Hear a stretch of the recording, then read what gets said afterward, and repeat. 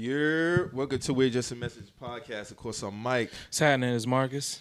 And of course, we couldn't do this shit without my dog, Drew Money on the boards. How y'all feeling? Feeling good, man. Feeling good. How you doing? I'm good, man. How you doing, Marcus? Man. How everybody doing, man? I'm good, man. I'm chilling, Happy to see another day.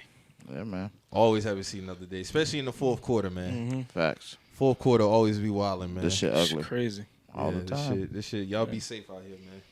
Y'all be safe for sure. But dog, Mo, he kind of under the weather right now. My nigga, get you some soup, get you some tea. Be all right, B. Sure. A dog couldn't make it in the day, but, hold it down for him per usual, man. How was y'all week, man? What y'all got into, man? It's nothing, man. Just was really chilling this week. Just, a lot of work, especially around this time of year. With it being first of the month and holiday time, shit just gets ramped up. So, it's got... It's already February to me. Damn, see, yeah, you always think like that. You always think like that, though. I always say that, bro. Yeah. I always say that. Like, nigga, did November even happen this year? Man, bro. It feel like it was the first, and then because I know I always say once September get hit, it's over. But this November in particular, this shit was like the first, and then it was the 30th. Word. That was it. For real, it felt like we hit November, and then next thing you know, we at Thanksgiving. It's like, oh shit. Yeah. And then after Thanksgiving, nigga, you in December. Yeah. Like, Shit, 2 more weeks would be what? Christmas Eve? yeah. Yeah, man. And then after that, it's New Year's, and then shit, we on to 2023. I felt like this year was faster than 2021. Yeah, this year was fast, bro. This year went by in the blink of an eye. Shit was crazy, dog. I can't really. It's honestly, it just felt like it was like March 2021. To me, it felt like it was just March 2021. Damn, just right there, just right there, and then now it's already November 2022 or December 2022. Word. I don't know, man. I don't know. I can't put a finger on it, man. This shit is. I don't know, man. What is that shit? What they said with the world about the shit turning faster? Oh, we did talk. Do you remember we talked about that? What was that? June? We talked about that. June, July. Yeah, bro. Like they said it was like it's the effects. It's rotating like at 23 hours and 0.999 something. Is this the effects? That's Drew Field. That's Drew Field. He got to speak on that. Yeah. is this the effects, Drew? Is this the effects, Drew? That's it. Hey, he be on that type shit, man. Word. My dog be putting me on game about the earth and shit, man. No cap, bro. No cap. I don't know, man. I feel like it might be even spinning faster. Like from June to now. I feel like that shit. But I don't, because daylight savings didn't even feel like a switch, bro. Like, no, it felt like a switch a little bit. The first days, just the light. I mean, just you feel like your body's tired and shit like that. But it was really I'm like, the outside as far as the lights, that was different. But as far as the actual time moving, that shit stayed the same. Facts. Like I feel like I woke up around the same time. Like, and back then, back in the day when daylight savings would happen, it would feel like, bruh, you felt like you got a full hour of rest. Like you felt like you got an extra hour of rest. It did. It didn't feel like that this year at all. Nah. It felt just the same, bruh. Yeah. Just the sun going down earlier. We better get used well, to this is the last year we doing it, right? Yeah, that's what I'm saying. Get used to it because this is about to be the new norm. Mm-hmm. Yeah, man. I'm interested to see what time that sun gonna go down next year around this time.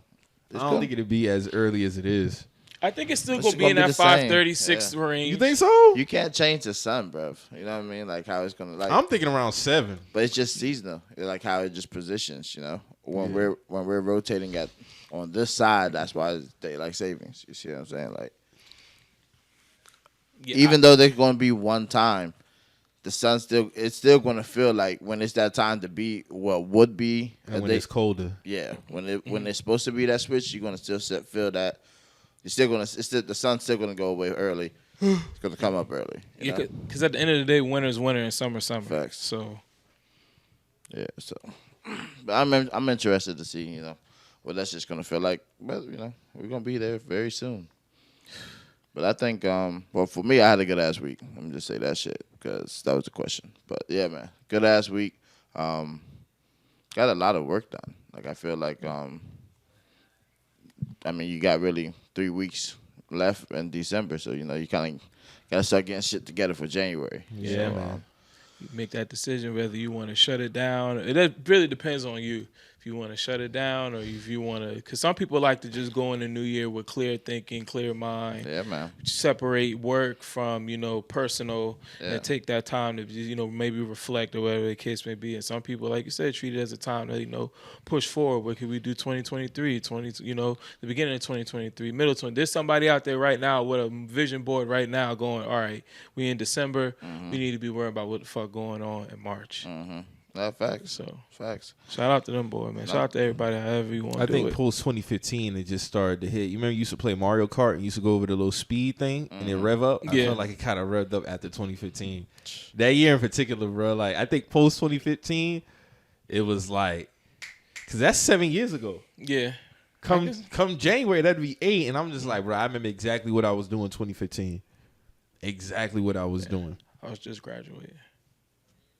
Yeah, see? I can remember a lot of shit that happened in between then and now. Facts. A lot of shit. That whole decade was nice now. Don't get I think probably the only down year of last decade probably for me was 2010. But other than that, it was pretty good. 2020 was live for me. I 2010, shit. 09 I graduated. 10, then 11, 12. So that's like early 20s right there. That was crazy. 2011 through 2013 was kind of it was kind of jagged, but at the same time, some of that shit just be a blur, bro. It was. 13 was a blur. Yeah, that shit just be a blur. 13, 14 was a blur. I don't even remember shit really from 14. Me either. Bro. I don't remember shit from 14 either. The only thing I really remember is 14 was a fucking blur. Yeah, I really don't remember too much from 14, bro. I remember all of these years.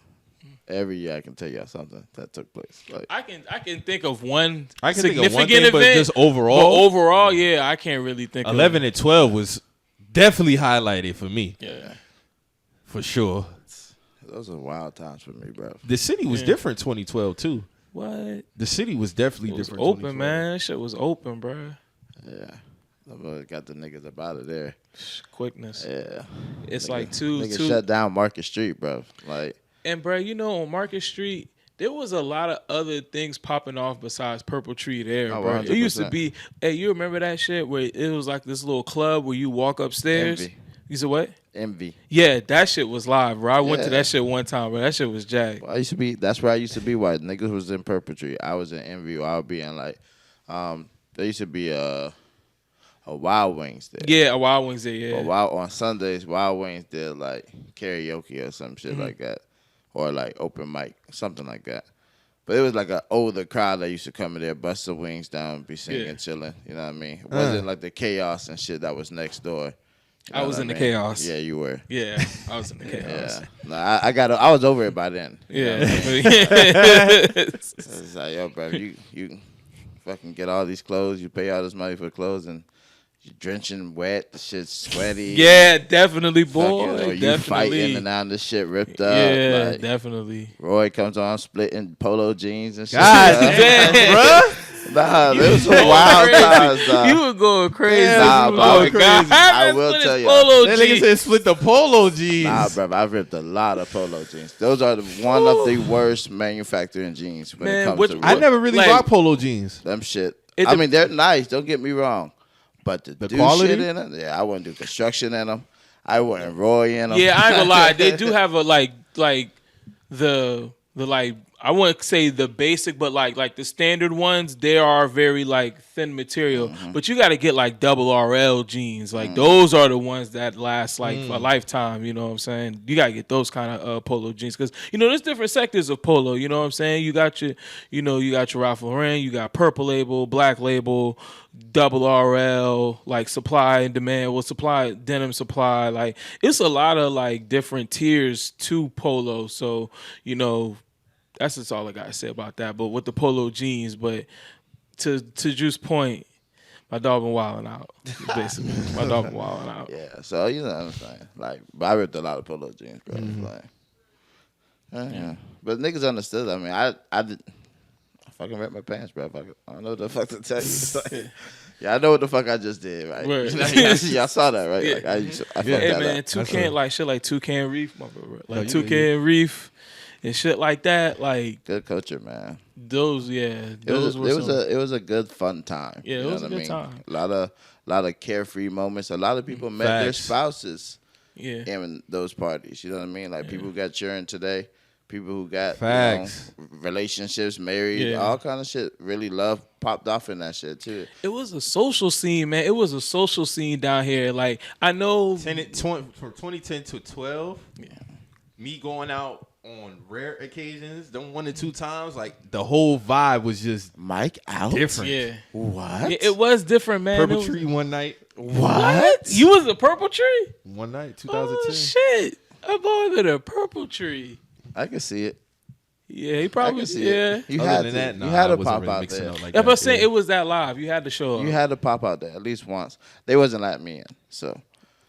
Man, my dog, man. Shout out to my cousin They wasn't G's, letting man. me in. My cousin G's. This nigga was such like a quick thinker. What he would do is he would go to Purple Tree line and see what kind of bands they got, and then he would go to like Walmart or like even matter of fact, I remember one time we went to Wild Wings. Well, not Wild. Was it Wild Wings? Yeah. Right next door. And we went and they had the same color bands as they had at the front, and we took them shit and put them bands on and walked across and be like, yeah, we've been in there, and they just let us on through. Like, that shit used to be sometimes. I remember one time I came through Purple Tree through the back entrance. Damn. Like where the bathroom is at. Yeah. Damn. I came through that shit one time, bro. Like, my cousin, he just knew people, and so he would just be like, hey, bro, we don't gotta pay. Like, we're gonna get in here. We don't have to pay. Like, cause I shout out to my cousin G's, man. I think he used to get us through everywhere, bro. No, that's crazy. I will say though, crazy times. But I will say I did.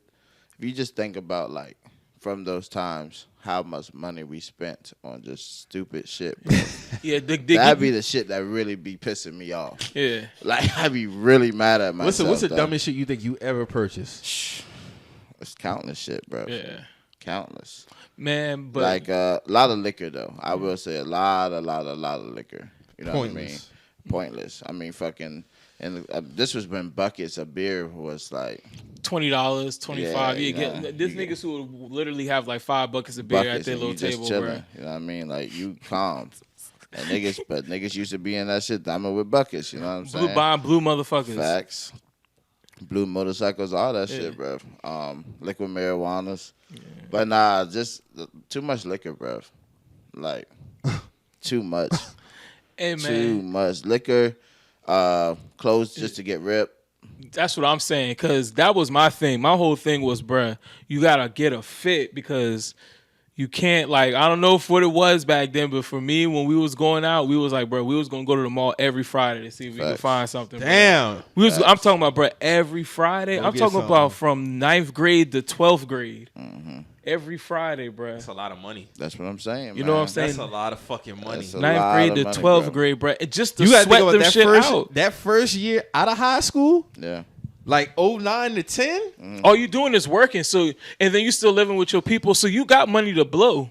Not me. I was out of there. Yeah. 17. But I mean, I was going out early, so this was like my 9th grade. Like, you buying outfits, you going to Dillard's trying to cop you a polo.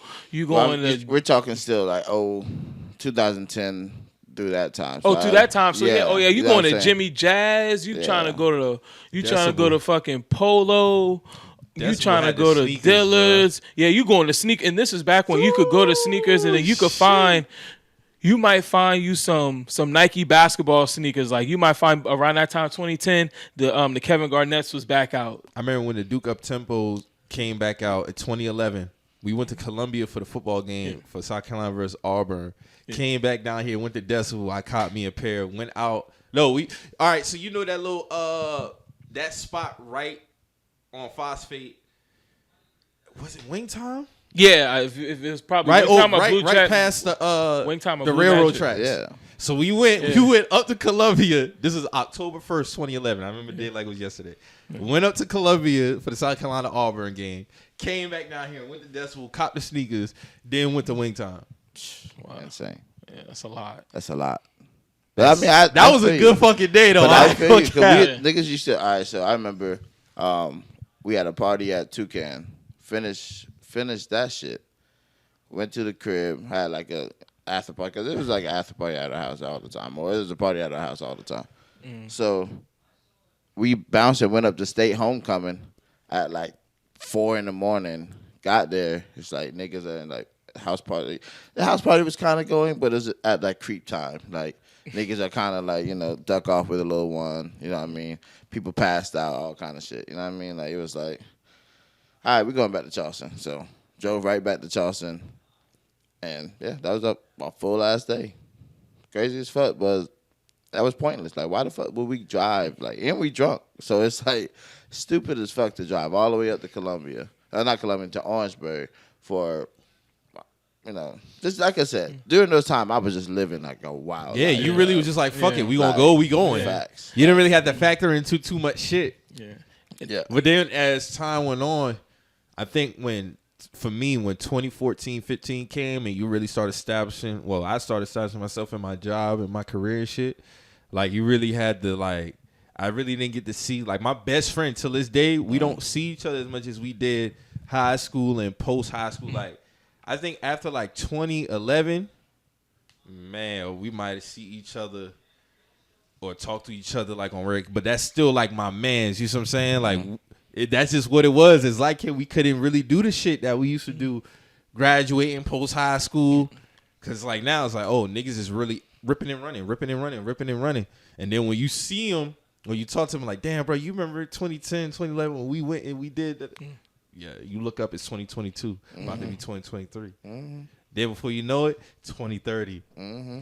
Cause you go, shit, 2030 roll around. That's 7 years. You know, your little cousins or nieces and nephews or your homies, them niggas gonna be hitting 30. Yeah. And they gonna have, and people gonna have children and all kind, and people's Gotta kids appreciate growing it. up. I will say though, I appreciated the times, that decade in particular. 2010s was good. Yeah, I mean, I will say I lived it up. Like I spent a lot of fucking money. That's my only regrets, bro. Like, you think about it, you adding up the numbers in your head, oh like, God. bro, what like, the I remember, fuck? Like we went to the liquor store and it was like, let's get something just obnoxious, like the biggest fucking bottle. This is probably shit liquor, bro, but it was just a big ass. Because we were throwing a party. Nigga got a fucking bottle, came with a fucking suitcase. You know what I mean? Nigga just wanted the suitcase, dog, not really the bottle. Just stupid shit. Yeah. You know what I mean? But it's still, you know, it's a learning lesson. You know what I mean? Everything. And those times, I lived it up, bro. Like, great times. But I'm calm on that shit now. With me, it was the sneakers for sure. Yeah.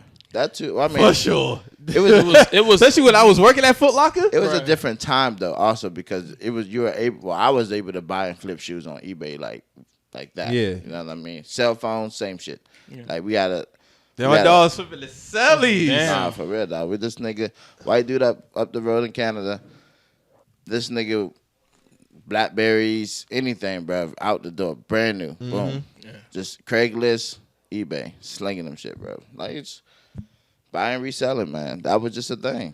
Like, but it's evolved so much since then, bro. Like it's really evolved. But it's for me, eBay still my friend. You know what I mean? I still shop on eBay. I still buy. I haven't been on shit eBay in years. I still be on eBay too. Yeah, years, bro. Years. Still. I haven't been on eBay in years, bro. Just because I don't remember what that I know it's layout just looked like. It's the guarantee shit. Like if this shit is fake, nigga, one, they're gonna reimburse me. Two, I can file a lawsuit through eBay with eBay against that person. You know what I mean? Like if I want to take it that far. And a lot of times them sellers don't They want updated a lot of shit. Yeah, they don't want the negative review, bro. Because once you get the negative review, your sales go down. You know what I'm saying? So they're gonna make sure. So eBay's gonna make sure it's authenticated. He's gonna make sure that he's selling you an authenticated product because he don't want to look bad, and you gonna make sure you get your shit, you know. And then they gonna have the authenticated tag on it to make sure that you know it's authenticated. Yeah. So everybody just trying to cover themselves in that realm. But sometimes, and then it's also like when you shopping on there, you gotta know some things you could just look and tell, be like, all right, that's fugazi. Yeah. And then sometimes if you're going for vintage things, you gotta be a little bit more cautious and a little bit more wary because sometimes those things are bootleg too, but you might not know it because there's nothing to really go back and say, oh, well, this was made in this time. You can bring the tag, but sometimes it's just harder to authenticate now than the older products versus the newer products on eBay. So you just got to kind of be wary when you go in vintage trying to shop. But for the most part, them shit be real too. Yeah. That's what's up. Nah, for real. I mean, you can catch some shit that you like. Just think of some shit like from your childhood. That shit probably is on eBay. You know what I mean? Yeah. I remember one time this shorty tried to get me.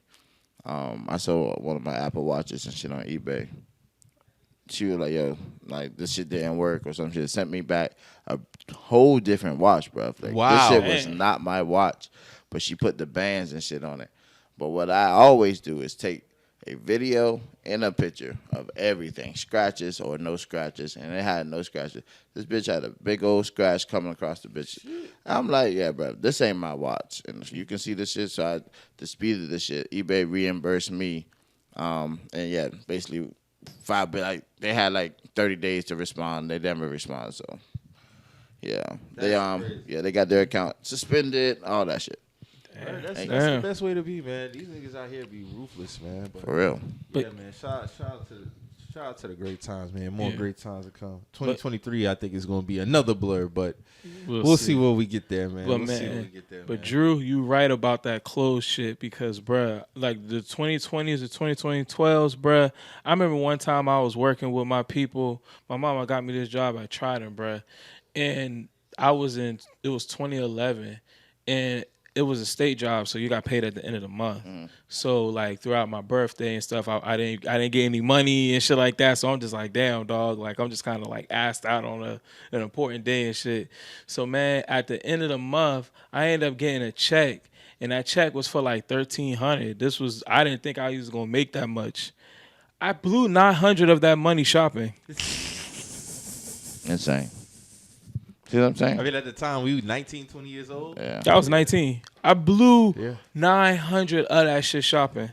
Yeah. I went to the outlet, and they had cough drop phones that were out. Yep. They had some other shit. Nigga, I bought all them shit, dog. I was going crazy. Like, I was going to the Polo outlet, buying up shit. Like, I just was going... Them the days I just be like, dog, I wish I could have took that. I was doing too much, bro. And then that's when Urban Outfitters was still pumping. 1,300 is crazy. I was at Urban Outfitter going crazy. I'm talking about I'm walking out with bags of just shit. Bucket hats, hoodie. Oh, no, not hoodies. Bucket hats, T-shirts, pants. Like, I went crazy working at Foot Locker, especially with them discounts. Yeah. See, but you get a discount though. But you get the discount. I'm buying all this shit retail, just being a jackass. Like, I think I did some shit one time because I had moments where I'd be so fucking stubborn. Instead of me taking shit back, I would just go get another piece of clothing.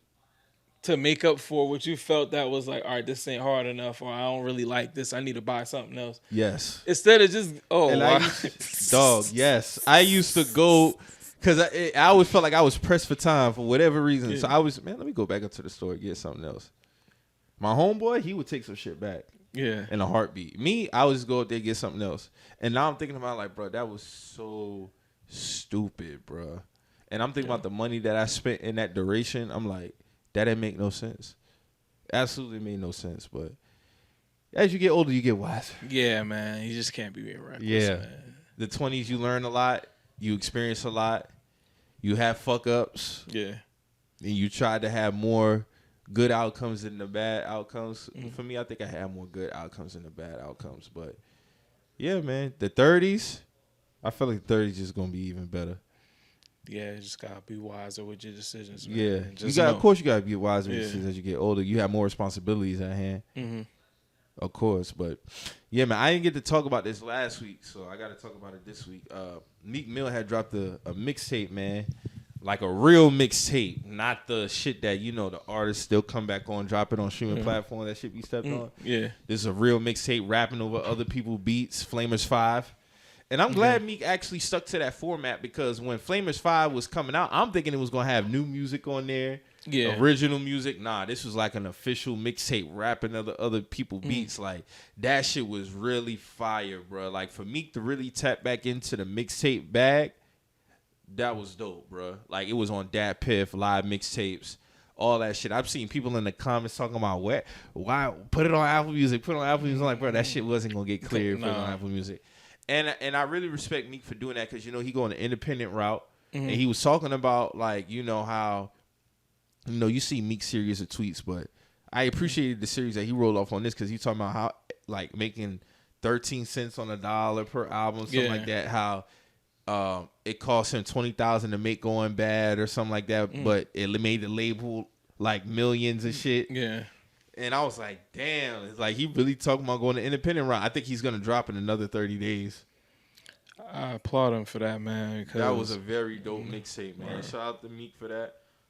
Like, I haven't felt like that about a mixtape since 2012, 13.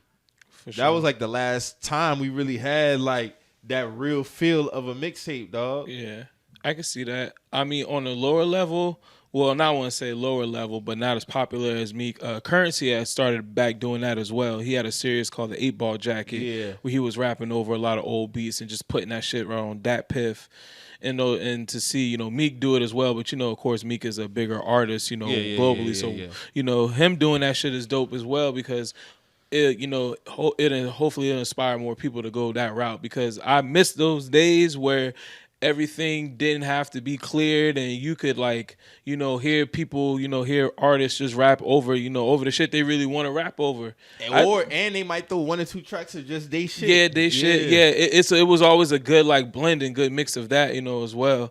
So I applaud Meek doing that shit, and I hope other people continue to do that, because maybe we could get more of, like you said, that feel back, that feel of like, okay, when a mixtape was kind of like a mixtape, it wasn't just like a basically like a free album, it was a mixtape.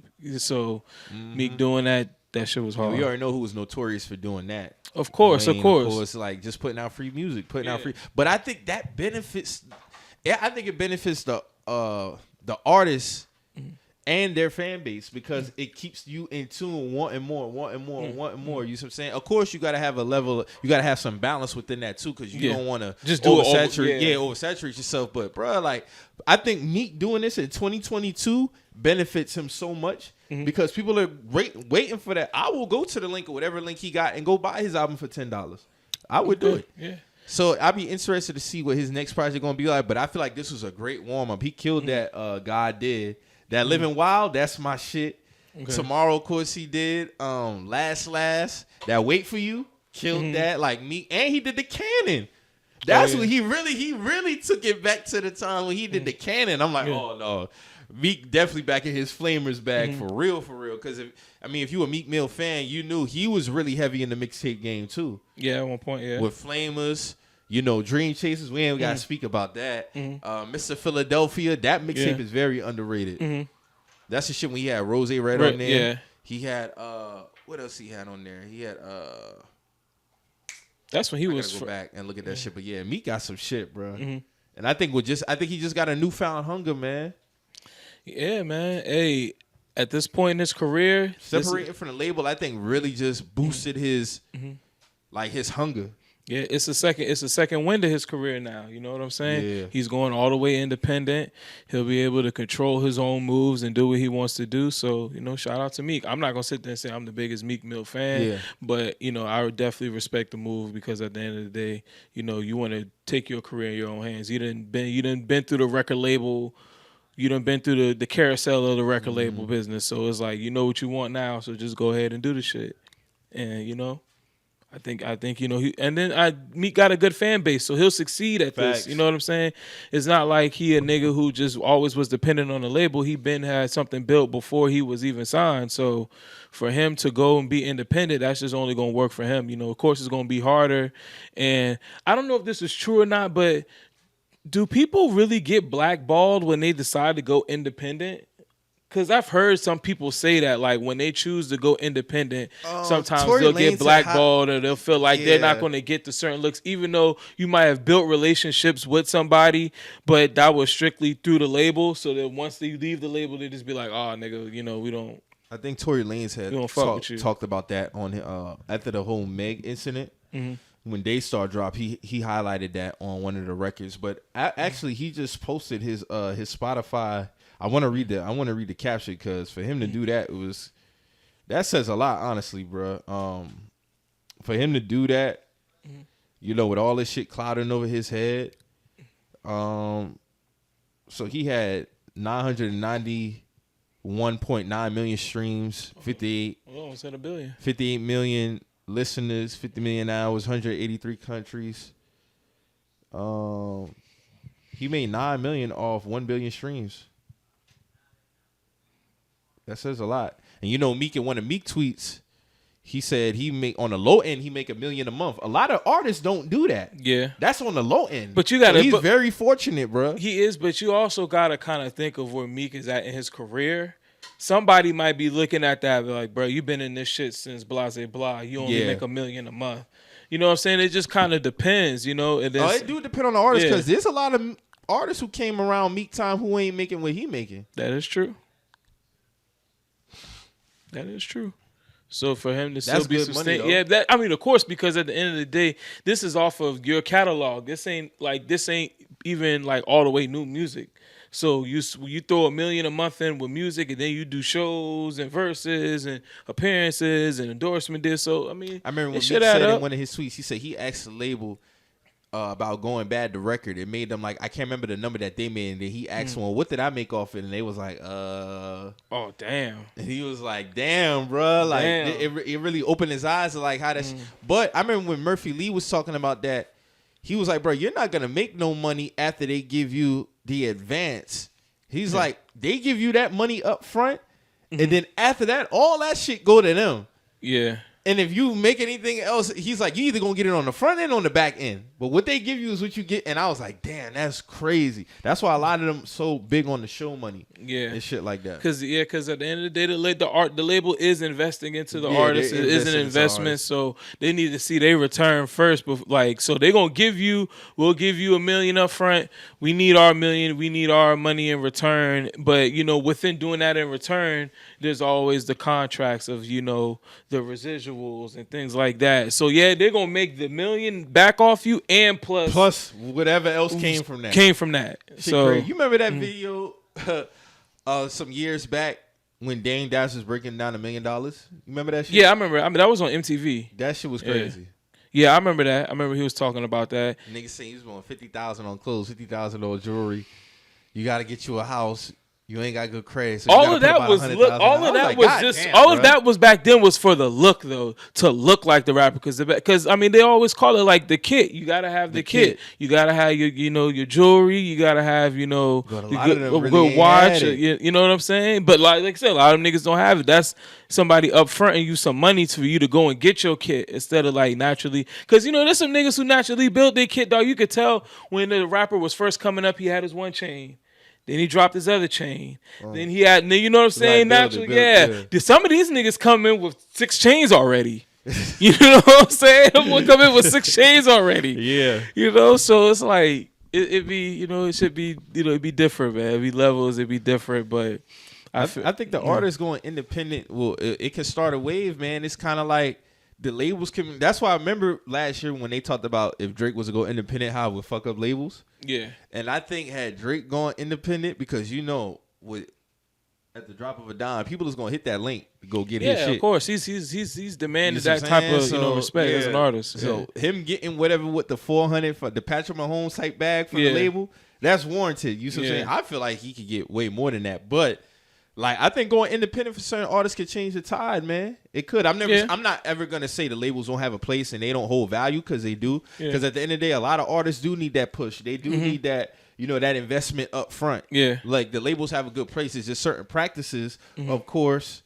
The conversation will continue to be had that can be better on their end and on the artist end. A lot of artists be fucking up their situations too. And then sometimes a lot of artists aren't kind of realistic with themselves. Yeah. Because it's like, bruh. Certain artists like Blue Da Vinci. Yeah. You remember that clip? It was like of course we know some shit was going on. This nigga sucks. I was like, oh shit. Damn, but man, them boys shit on Blue, dog. They shitted on Blue. I wasn't a big Blue Da Vinci fan, no offense, but it is what it is. Yeah. But how it's like, when you go in as like the artist, some artists gotta just realize like, bruh, you might have a hot song, but a lot of times they're going to work with that song. They're not necessarily working with you. Like, they're working with that song. They don't really even know you as the artist. So you got to be realistic. Like, okay, do I take this long-ass deal, or do I take what they think they know of me of, and then I try to give them more? So it just, for me, it's like some artists are kind of delusional in the fact that like, oh, I need $1 million. I need this and that. It's like, no, bro, you have one you got one song out, and then some people, like some artists, you got to realize kind of like what fan base you're in. You know what I'm saying? What drives you to, to this audience and things like that. Some audience, if you got somebody who's like a Kendrick Lamar type, his audience, don't get me wrong, it's going to be a big audience, but it's like you're probably going to have to grow with that audience.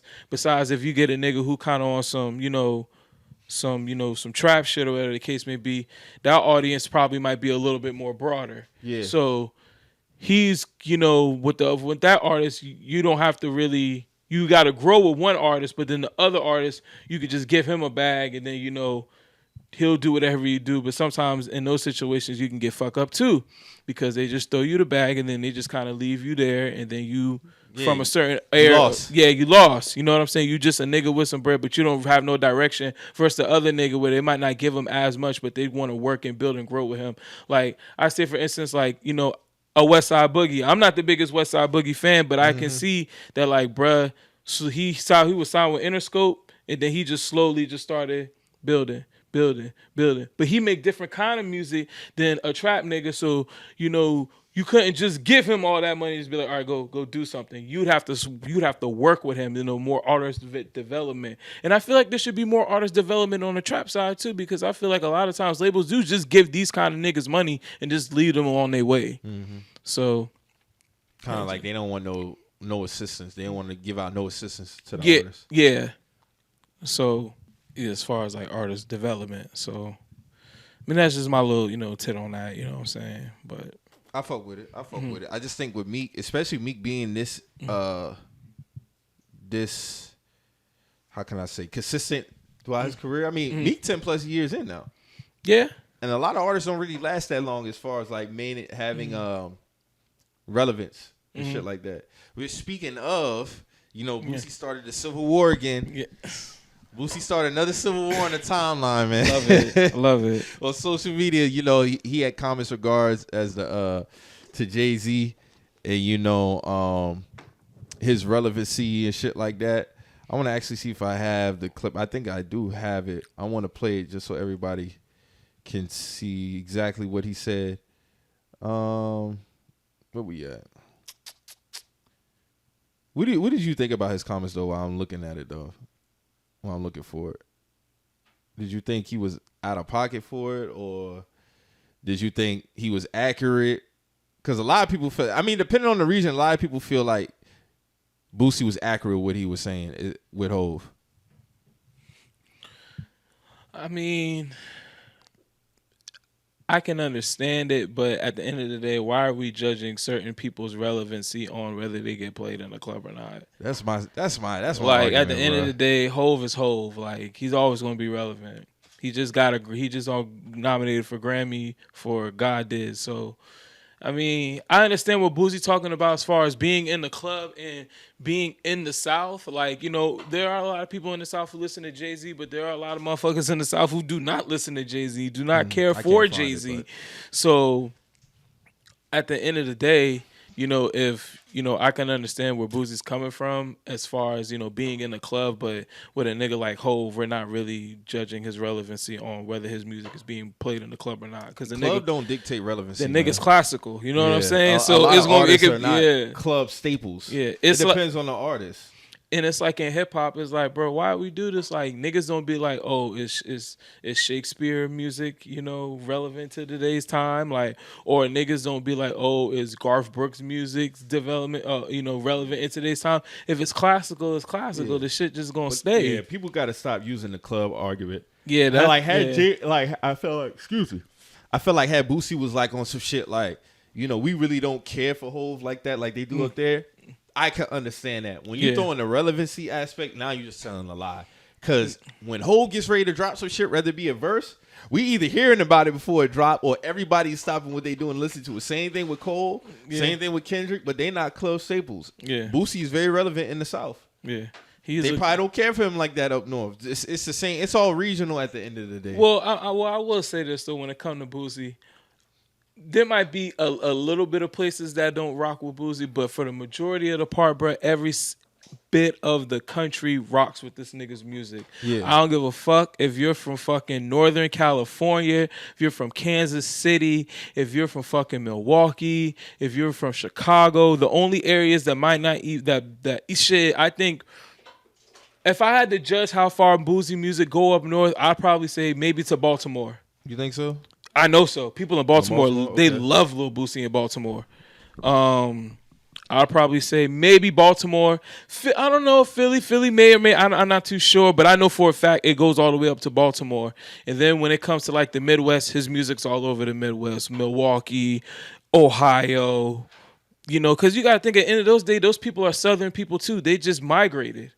All of those people, if you're from Detroit or whatever the case may be, more than likely your people are from like Arkansas or from like Alabama or some shit. If you're from New York, then your people are from like North Carolina, South Carolina, you know, type shit. So a lot of people, when their ears listening, bro, they listening to like they even know that they're, you know, living in like, you know, the Midwest, their lineage is of the South. So Southern music, so they're going to be taken to Southern music. That's what I'm probably saying. Earlier like, than, these conversations are always going to boil back to it, the regional conversation, but both artists are relevant. Yeah, they're both in their respective rights. They're both relevant. There do be a little bit of disrespect on both sides in terms of both artists. Like, you know, at the end of the day, Hov, of course, is the bigger artist.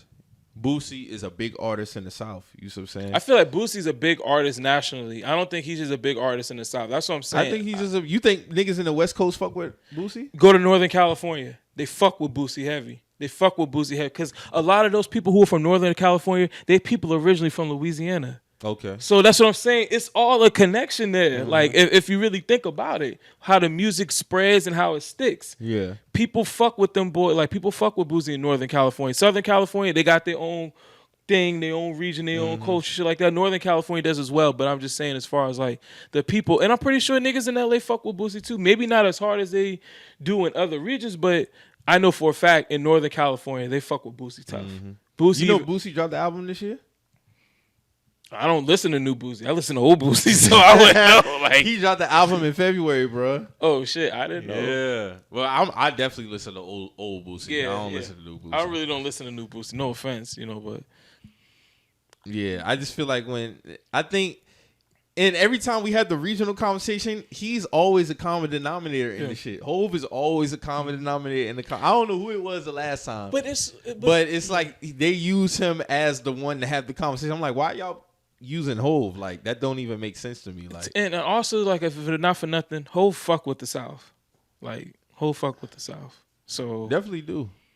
You know, but we not gonna play super and act like when he get ready to drop some shit or a verse. Yeah, regardless how he may be, the people are gonna listen. Yeah, to people are gonna tune into whether if you like rap music, if you like hip hop music, if you like hip hop culture, whether you personally like his music or not, you're probably gonna at least you might tune in a little bit, but you ain't about to you might not give it a deep dive, but you're gonna listen. Do you think relevancy is a fact based thing or subjective? I think it varies on which artist. And I think when it comes to music and hip hop, there's so many different kind of variables because you might somebody who might be big in the underground, they're relevant in the underground, but to mainstream, people might not view them as relevant because they're not selling or on the radio. But you might have some people who are hot on mainstream, but on the street level, niggas don't care about their music.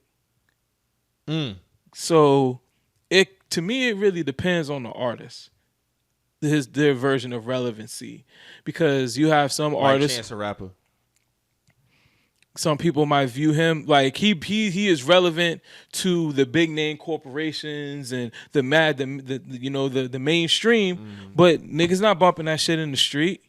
You know what I'm saying? Niggas, even people in like his field are not bumping him like that. I think the internet kind of dictates that too as well.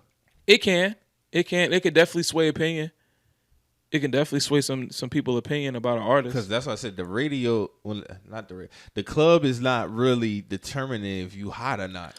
But a lot of people is at home listening to music. But at the same time, it depends what kind of artist you are because It always go back to because if you're an artist, if you're a club artist, you got to be relevant in the club. You have to be relevant. Or if you're a street artist, you got to be relevant in the streets, the clubs, the fucking strip joints. Like you got to be relevant in the areas that you need to be relevant in at. You know what I'm saying? So if you're a street artist, you need the club. The club is where you test your music because if niggas ain't feeling you in the club, niggas probably not gonna be feeling you in so an artist in their headphones. So an artist like Kendrick and Cole, you think they benefited from the internet being that they aren't big club staples? Yeah, of course, because how else they was gonna really get their music? What they are today without the internet? No, you don't think so? No, the internet completely got them to people that more or less wouldn't have known or even thought about. Listen, I didn't even knew who the hell they were until I went on a blog site online. I had no clue who a Kendrick Lamar was until I got on a blog site. I had no clue who a J. Cole was. The first J. Cole tape I saw was on, I want to say, Two Dope Boys, and it was the warm-up. You know what I'm saying? It was the warm-up. That was the first time I ever... It was like 07, 08. Yeah, that was the first time I ever seen bruh. You know what I'm saying? So the internet definitely is the major reason why we know these particular artists, because there's certain artists, because, think about it, back in the day, you would go to it, like, let's say you were an executive or the case, or A&R or something. You're going to the club. You're going to the club. You're going to the club to hear what is new. You know what I'm saying? And if you're a club artist, they're hearing you first before they hear the person who maybe not be a club artist. They're pretty much, you got to kind of find their music. You got to go, they would have to go and physically give you their music back then. Or you would have to find them at a showcase, or back in the day, niggas would have ciphers and you would run into a cipher and pull a nigga or some shit like that. But, for a club artist, these kind of people are coming to there because they want to hear what's new.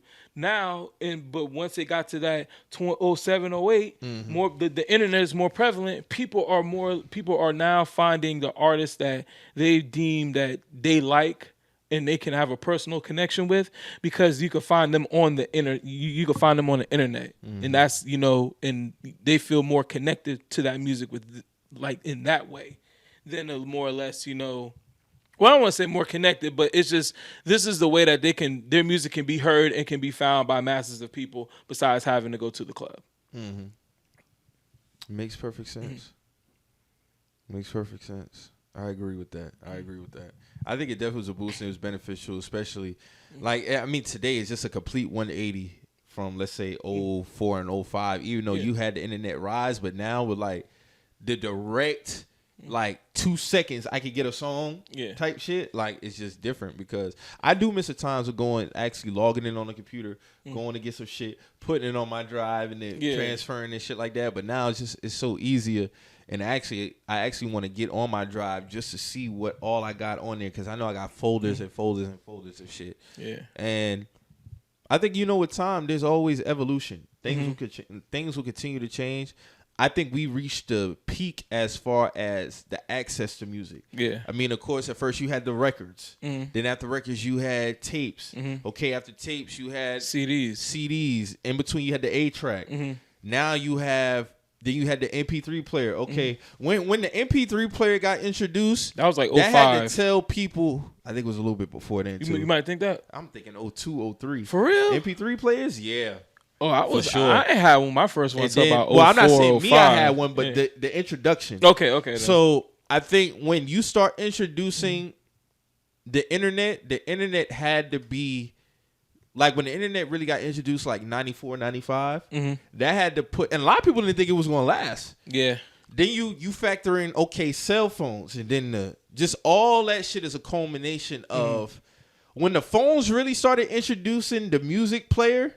Remember the Nokia phone that had the music player on the side? Yeah. I think that's when they really had to sit back and realize this shit is going to go to another level in about 10 to 15 years. And you got to think this is probably 05, 06, 07. Yeah, because I remember that we're not going to even imagine. And now it's like, what else can there? What can be the evolution from a stream? I don't think there is nothing else. I don't know, because remember Sony and the Sony Ericsson came out in 05 as well, where they had the music on there, so that was another one. And then I think after that, that's when, because also I think maybe could have played a part in that shit is maybe the ringtones too. That too, yeah. That's the thing of like people wanting to hear their music. You remember the commercials for that shit, bro? Text Yeah. Damn, bro, you took that back. That was a long deal, bro. You took that back. Word, bro. Yeah. That was a time, bro. That was a time. You took that back. Damn. Text to get this ringtone right now. $2.99. What? $1.49, 99 cents. Yeah. Shit was crazy, bro. Shit was crazy. That was a time. But yeah, you're right. The ringtone probably had some influence on that too. Yeah. Because now people are getting to hear, the ringtone. It's another form of getting the music, through the phone. You know what I'm saying? By instead of getting a record, having a ringtone play, niggas will customize their shit. And, it's just another, like you said, it was just another way of expansion. And then eventually we get to the point where you could have your whole album on the phone and you get to the iTunes. And then next thing you know, we have Apple Music. And I really don't know where we go from streaming after this point. Is there any other way? That's why I was asking. Like that shit might be done, bro. Like I think we reached the pinnacle of it. I mean, I think it's just going to be done in different ways. Like remember when Kanye had the little speaker shit that had Donda 2 on it? Mm-hmm. I think it might stem player. The stem player, yeah, the stem player. I think it's just going to be different forms of that, or people just getting their music out on their own platform. I think with the stem player, it was I think it was a great idea, but then when you get the stem player, is it like just that? Just that only album? That's what I'm saying. I don't know. That's because then you get to a point like, damn, can I get a stem player to where I can, mix some shit up? Yeah. That's why everybody loves this. Like I don't know. I don't have Spotify, so I don't know if Spotify is like Apple in terms of. I think Spotify is more big on playlisting. Yeah. Like with Apple Music, you can just if you want to just get one song, you get one song. Mm-hmm. So, I mean, I don't know, but I think a lot of people have become comfortable and just love the convenience of the Apple Music and shit like that, where they could just get or the title and shit like that, just get a song. Or if you don't even got to get the whole album when the album come out, if you want, you can add particular songs from an album if you want. And then just make your own playlist. Make your own shit. Because I see it all the time, like when people add, like when Her Loss came out, Ice was talking about how, this is a Drake album on my phone. So like he took certain songs out there that it was mostly Drake rapping on. He just like, yeah, this is a Drake album on my phone. So I think just the access, but I don't think there's nothing beyond what we have now that will just, make it big. But I want to know who set the metric for what a stream is worth. That's what I want to know. I feel like they just made that shit up. Who says you only can get $1 off 10,000 streams? I mean, like that's crazy. Because it's like the streaming services are in bed with the music labels, so they're gonna try to make it to where, we're gonna give them money, but we gonna need to make the majority of the money. So get them boy, get them boy that. You know what I'm saying? Somebody was in the office like, bruh, we gonna go ahead and set it up to where it's kind of like the CD shit. And but the CD, the thing is back then, CDs were physical. Mm-hmm. So, but they still wasn't making that much money off a CD. That is true, but if you were an independent artist, that's different. Yeah. But if you was getting all that, you was getting your whole $13 per CD. But if you were on a label, they would have to go, I only, I need to get $3 a copy, $5 a copy, maybe some shit like that. I don't know, because them deals were fucked up back then too. So them niggas could have been getting 50 cents a copy on a record. You know what I'm saying? And you'd have to move. Think how much records you'd have to move. Just like in the streaming business, think how much people got to download your shit. How much people got to hit play. So it kind of is the same thing, in just in different ways. Because, like you said, who determines the price of the stream, or who back then determined the price of the CD? Like, it's like they just made up a metric. That was another question that Meek was asking. Like, who came up with this that you only get X amount of dollars on X amount of streams? Like, who made that up? Who made that up? Because if you think about it, if they did like $1 a stream, if But how does it break down? Because it's like, how does Apple get their money? It's a collective effort. How does, you know what I'm saying? You know, they up the price on us. Yeah, that is true. Yeah, that is true. It put it at $10.99, right? $10.99. Yeah. So it's like, how does Apple get their money? How do you get your money? How does the label get their money? Is it going to be broken down 3 ways equally?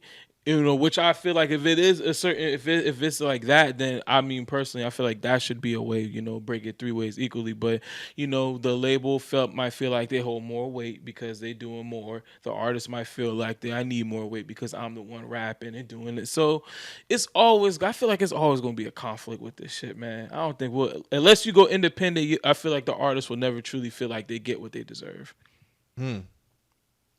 Right. It's a risk at the same time, too. But you really get to see who really fuck with you when you go indie.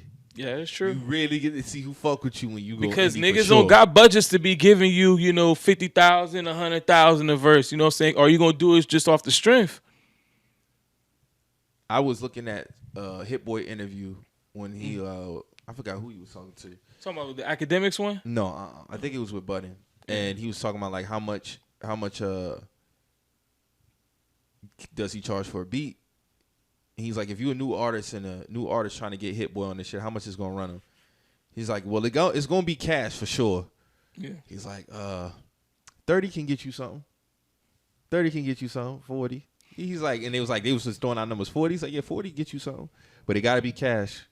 Yeah. Don't play when it comes to that shit. Hit Boy definitely is he's a great producer. Great producer. Shout out to Hit Boy. I love his production. And then the thing with Hit Boy is like, for somebody giving him, you know, 40 cash, that's basically the 40 cash is really just see if you serious. Because he probably ain't fucking with nobody that he don't like or don't see if he could have an interest in. Because I know it's hard for a new artist to probably want to get a staple producer on their shit. I know it can be hard. That producer would have to pretty much go and find them, you know, to be like, oh, I handpicked you to go and fuck with you. And you trying to reach out to them is kind of probably hard as fuck. Yeah, it probably is because they got thousands of people trying to get beats from them. And then of you know, higher notoriety. You know what I'm saying? So I know it could be because even with him, when he was starting off, I think everybody reaches that though. Yeah. Everybody reaches a certain level of it. I was the one who was trying to knock down the doors and send the emails and now I got people coming at me trying to get that. But yeah, man, I mean, you got to pay the producers though. I'm always big on that. You got to pay your producers, man. Because a lot of producers be getting fucked too. And then if you a new producer coming up in the game, you got to balance out the sacrifices you might got to make. Like, damn, do I want to charge, you know, let's say Lil Baby this X amount, or is him getting on my shit enough? I feel like you still need to charge them. Well, it depends. To me, it depends because, one, what kind of relationship are you trying to build with this artist? Because you could have somebody who, let's say, you know, like you know, it is a big name artist, and you do rock, and you know, y'all got a song together, you know, and the song blow and do good, but you might feel like, okay, that's just, you know, I just did that just to do that. That's just a hit, you know. I gave Bert one, you know what I'm saying? Or you could have the person that the artist that you kind of work with. You know, you guys continuously do projects together. You guys kind of and then you guys rise together in that way. You know what I'm saying? So, you know, everything is really just dependent on, you know, as far as, you know, on the producer side, you know, do you want to grow that relationship, or do you just, you know, take your hit and just ride out? Because there's a lot of niggas like the same thing almost what Hit Boy's talking about with Racks in the Middle, with Roddy just, you know, he got on he did the one, he ain't get back to bruh. So it depends how you want to look at it. You could tell Hit Boy was probably like, bruh, we did something great on Racks in the Middle. Let's keep building on that. And Roddy was like, shit, nigga, I got my hit. You know what I'm saying? I'm about to go and fuck with somebody else or fuck with the people who I've been fucking with. So I definitely fuck with it. I understand it. I think you just got to, you know, understand, and basically producers have like a clientele basically. Basically, when they you have about it, yeah. And you know, it's so crazy especially when they reach a certain status. And it's so crazy that you brought that up because me and Mo was talking a little bit about the Heroes and Villains album, the Metro Boomin album that just came out. Now, there were some people who I saw on the internet trying to say, "Oh, we don't want to sound like 2017." Like people were saying that. I mean, to me, it's you know, I can understand. When I hear that, it's like, well, did you even like it in 2017? Is not old. That's fucking 5 years ago. Hey, but some people are bringing it to that, like, oh, this is 2017, this is sounding. But for me with Metro, the album is cool. It doesn't blow me away. It's cool. He's got and this is where it's like what you said, like so to have a clientele. He works with the same people over and over again. Sometimes if the sound don't kind of refresh, it can sound a little bit redundant. So is other producers on this album? Yeah, or just artists. Yeah, it's him mainly producing. I think I know Honorable Cino was one of the producers as well on the album. Not the whole album, but like a song. Is a dope producer. Yeah, he's hard. He's one hard. of my. I like him. Mm-hmm. And so it's I don't know if there's other people working in on the album, but I know it's majority his production. But the consensus, well, not saying the consensus was because of the overall. I say like the album is still a cool album.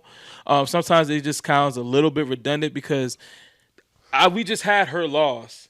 And some of these beats are, like the songs with 21 on them, they kind of sound like, I don't know, it just sounds like, okay, I just heard this on this. Now I'm hearing this on this. And nothing really kind of everything kind of sounds the same. So the album is cool, but I can kind of understand people's viewing of like, okay, you work, even like you said, producers have a clientele that they kind of people that they strictly mainly work with. It's like, all right, you're working with the same people producing the same type of sounding record. So it's not like on some All Heroes Wears Capes, because that shit hard. That shit's gas. That shit's hard. All Heroes Wear Capes. I still spin that. Yeah, that shit's hard. All Heroes Wear Capes to me is better than Heroes and Villains. Okay. To me. Because a lot of this, it just kind of sounds just a little bit, I don't know. It just sounds to me, it just sounds a little bit redundant in a little bit. There's a sound, but there's not different variations of it. It's not It's different. like all that shit sounds different. Yeah, all that shit low key kind of starting to sound the same, bro. Damn. All that shit's low key. Because like All Heroes Wear Capes, it has a sound to it, but there's a lot of different hard beats like under that tree, basically. Mm-hmm. But all that shit kind of like, to me personally, like the Don Toliver song, I forgot which one it was. That shit was hard. That shit was a little different. But a lot of that shit kind of sound a tad bit redundant. Even though the sound is the sound now, but it's like, bro, you can do very different variations of the sound. Like, you know what I'm saying? But but the overall album, cool. I don't got no gripes with it. It's a cool album, but I can kind of see where people are having their, their distaste a little bit as far as like the same people being on it kind of sounding the same, giving the same type of performance on the record. The Travis Scott records, to me, they're okay. They're not like, don't really blow me away. I did, the one record I did like though, I like the RP Takeoff, and I like the A$AP Rocky joint. That was pretty cool. But like I said, for the most part, it was just kind of, I would like for him to work with more artists besides this, like when he does, because he has this list of people that he kind of work with. I would like for him to kind of branch out and kind of like do a little bit more with more artists, because even he had Young Nudie on there. Young Nudie got an artist on there that's going crazy in his camp called Baby Drill, that's going crazy in Atlanta right now. That would have been dope to see Baby Drill on the Metro booming. You know what I'm saying? Mixed in with the 21 if you wanted to keep him on there, whatever the case may be. But I just feel like there's a lot, like I said, there's a lot of ways to do the sound, but just like do it in refreshing ways, maybe mixing it up with different rappers instead of kind of having the same consistent rappers on the same consistent beat. You know what I'm saying? Yeah. Well, there's nothing wrong with that, but me personally, I would just like to see the mix up a little bit of different rappers. Even if you use the same kind of sounds, just have different rappers on it. You know what I just realized? So I was talking to this girl yesterday, and she told me she makes beats. And she been making beats since like 03, but she just do it as a hobby. And I thought to myself, bro, there is no notable women producers in the rap game, bro. I think there's a couple. I forgot what the girl, I think her name was Wonder Girl, I want to say. But I just thought about that. Like throughout my whole life, I never known a woman, like a notable woman producer. Yeah, notable like I'm talking about like a Metro, like a David Banner, like the list goes on, like Pharrell, Kanye West, like it's always been male dominated as far as producers, bro. Think about that shit. Yeah, like, that is true. There's never been a woman producer like when you hear the beat come on and you hear their tag. Oh, that's who that is. And I was like, damn, like. But it's kind of crazy because Missy Elliott produced. Okay, well, yeah, but we recognize her more as a rapper. As a rapper, yeah, as a rapper, yeah. Then, yeah, you're right. We do got Missy. Yeah. But just like in terms of that's their thing. Yeah. We don't have that. Yeah, the main woman who's a beat maker. Yeah, we don't have. Who's a beat maker, bruh? Yeah. That shit threw me for a loop yesterday when she told me that shit. And I told her, I'm like, bro, now I think about it, there isn't really no notable woman producers, bro. They really are just on the artist side. Yeah. They're either a rapper or a singer. I don't know why there isn't that. I feel like women make great producers. I agree too. Word. They make great producers. They know how to sequence and coordinate and things like that. So I think that shit would be far. I think that should be something that should be highlighted more. Or, hey, ladies out there, if you listening, man, like get into the producer bag. Even on the R&B side. I don't know of them, man. It's usually the male. Males dominating that shit too. Yeah. Because you got to think every big R&B singer, all their producers were male, whether it be man or woman. You know what I'm saying? They always worked with the males on that aspect. I never, like you said, I don't really see that. That needs to happen soon, man. I feel like that's gonna happen soon. Bro. That gonna happen soon because that would be hard. We need some women producers out here, bro. When she told me that, I was like, damn. Now that I think about it, there really isn't no notable women producers out here. That'd be dope. Like a woman producer rapper combo. Facts. Like, you know what I'm saying? Like that shit would be hard, bro. That shit would be hard. Dog, you saw that crazy story about the producer in Ashanti? Yeah, that nigga was foul. That was sick. Yeah, that's foul, bro. Nigga told her $40K or we could take a shower together. That's disgusting. Like, bro, like why? Like, it's got to be business, fam. This shit is business, dog. This shit is business. Niggas be wild. Unfortunately, bro, I'm not surprised, bro. Yeah. I know a woman artist on the low level, she said that shit happened at her level too. Or like producers ask for a date or they try to do the shit for free. She was like, nah, I need the invoice up front. Where? I need it up front. We not doing none of that. That shit crazy, bro. That shit, I'm like, I mean, they got no 50K or take a shower with me is crazy, bro. And for me as a man, to me that's like, honestly, bro, I think it was longer than that. To me, low key, that's like you choosing pussy over money. Yeah, and that's like, bro, your priorities are fucked up. Let me see if I can find that shit. Here we go. Let me see. Yeah, Ashanti Real, a producer wanted her to take a shower with him as a form of payment for tracks or $40K per song. My bad, $40K per song. Oh, see, now you trying to flex she your said power. We did two records together. He was like, okay, I'm not going to charge you. You're my homie, she recalled. Then when it came time to put it on the album, he was like, let's take a shot together. I thought he was joking, she said. He was like, nah, I'm dead serious. Let's go out. Let's take a shot together, and I'll give you the records. If not, I need 40 racks per record. Yeah, that's sick. That's fucked up. That's fucked up. Just gotta be careful out here, man. Like you gotta weed through the bullshit. But I'm not surprised at all, bro. A lot of women artists do be getting taken advantage of on that tip. Mm-hmm. I mean, I think Lotto recently spoke about that shit. Like she had something like she wanted a feature from an artist. Was it that Kodak shit or was it something else? They tried to say it been Kodak, but it wasn't Kodak. Yeah, it wasn't Kodak. But I know it's happened to other artists outside of her on the same level. Like the one want to feature something. Yeah, I'll do the feature for you, but you gotta do X, Y, and Z for us. Like, nah, it shouldn't be like that. It should just be business at the end of the day. It's business, man. This is gonna benefit you. This is gonna benefit her. Let's keep it rolling. Let's keep that shit rolling, bro. Yeah. But I'm interested to see how artists come in 2023, especially. And I hope Meek like jumpstart the whole, the movement for the mixtape shit, man. I would like to see more artists get on other people's beats and just give that feel back, bro. I miss those But days, a lot of man. artists ain't really with that putting out free music shit no more, man. But I don't know. I feel like it'd be a boost. If you come with a mixtape like how Meek dropped it, and then you come with a project, I think it'll build up the anticipation, bro. And then it's just like, dog, it's just, to me, it ain't nothing but like free promotion. It's like when you used I feel, bro. It's like when you used to go to the club and a nigga would just hand you your shit for free. Just be like, hey, bro, just peep this shit. You know what I'm saying? This ain't the full. This ain't the full.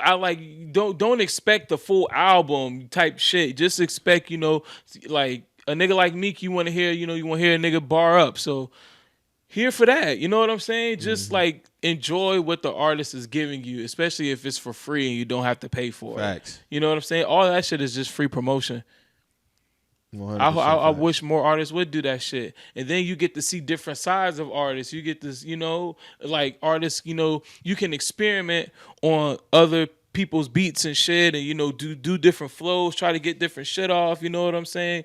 But on the album you're gonna be consistent in who you are, but be creative, man. Get your shit off. Do something different. There's nothing wrong with that. To me, that shit just really, and especially if you're a person who you feel like as a lyrical caliber, you want to flex your muscles on certain records. I feel like that's the best thing to do.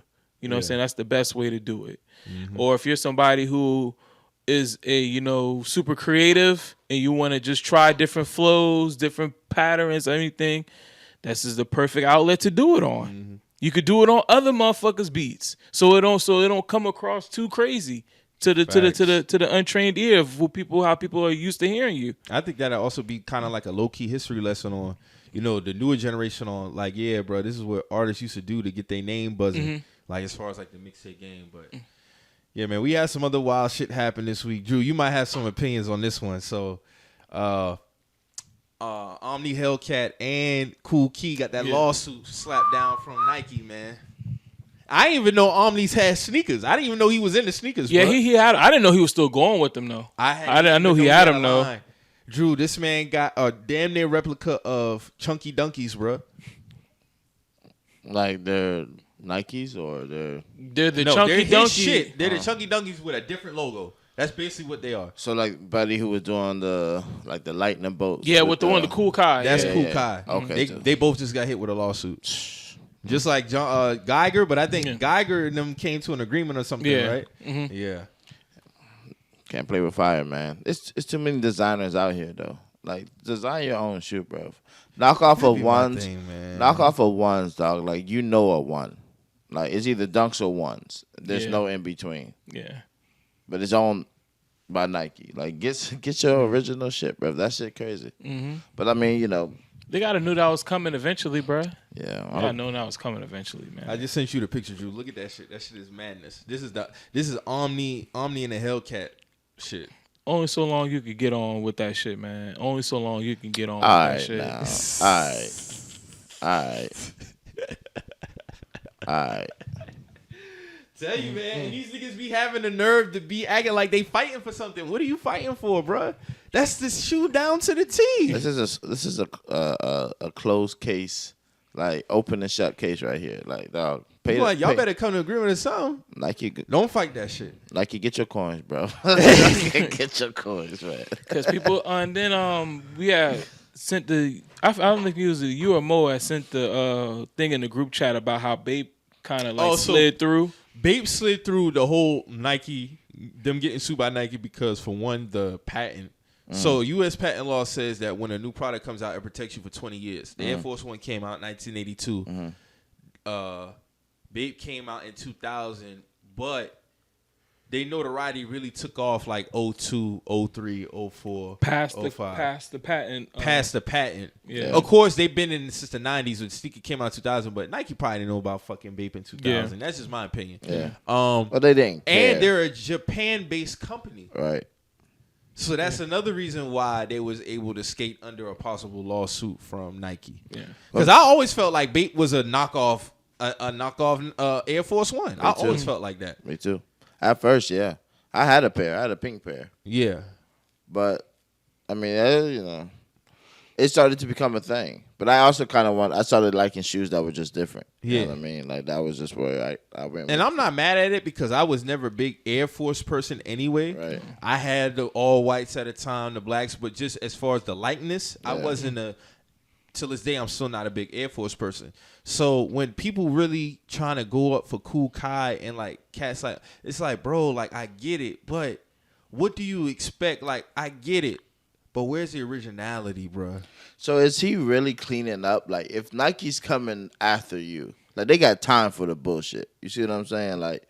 So they do for sure. Yeah. So like, it's the nigga. Because he's been out for years. Is the nigga cleaning up like that? Like, is niggas really buying? Niggas fuck with Kool Kiy, bro. Niggas be buying his shit. Celebrities wear his shoes. Like I seen Ross rock his shit. Yeah, I seen celebrities buy his shit. But to me, it's like, bro, like the only difference is a lightning bolt. Yeah. The logo, that's it. Yeah. And he's doing the exact same, like the patent leather ones. Did the exact same shit. He did the exact same shit with just a different color. He did the black and red pair too. Yeah. Now the last pair of those white and red joints. Them shit look like the ones that he did look like some like wedges or some shit. Like I don't know this shit. So shit like a low top wedge. But see, like with Omni Hellcat, it's like, bro, you doing a chunky donkey. The exact same shit. Yeah. That shit crazy. Now these Freddy Krueger shit crazy. You can't get away with Chunky Donkey and Freddy Krueger's, bro. Like them like some of the rarest SBs out. Facts. So I can't be mad at Nike, bro. I can't. I don't have no sympathy for the niggas. Like I don't want to see they business. I don't got no sympathy for you because, like, bro, like it's real designers out here. Yeah. You see what I'm saying? It's like.